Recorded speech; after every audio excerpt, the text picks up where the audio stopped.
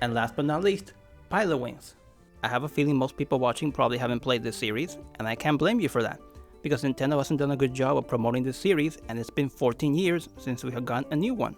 The Pilotwings stage or arena in Smash Bros. Is the only moment this franchise has gotten any love in over a decade and a half, and it's a shame that Nintendo keeps ignoring this franchise because it's a lot of fun.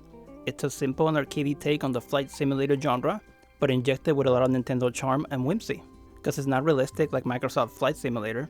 It's cartoony and colorful and even silly at times. I have played the original game so many times over the years, but with people and by myself, and that's why it's become one of my favorite games of all time. I'm not saying it's one of the best games ever made, because that would be a huge exaggeration, and it does show its age in many ways, but it's still a lot of fun. The rocket belt stages or the jetpacks hold up the best, and the entire soundtrack is glorious.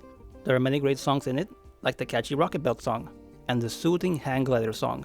And I love this game so much that I made a review about 12 years ago, and I co-hosted it with my friend Troach. The N64 sequel has way more depth to the gameplay, better controls, and even more action, like those levels where you have to fire missiles at a rampaging robot. And let's not forget about the Birdman stages, which are these mellow and peaceful free-roaming stages that really make you feel at peace and relaxed. And the song is so good and calming.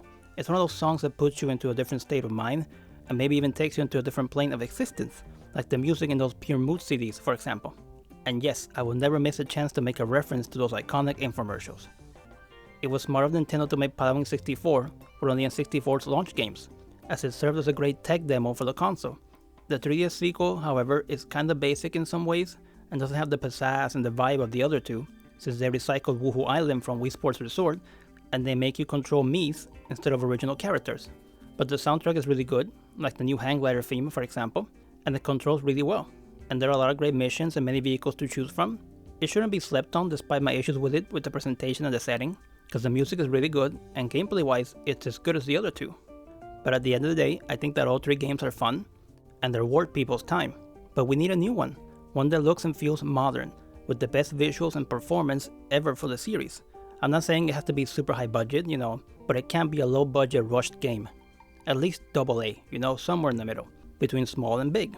And it needs a good vibe, and it needs to have a lot of character and personality, especially in relation to the music.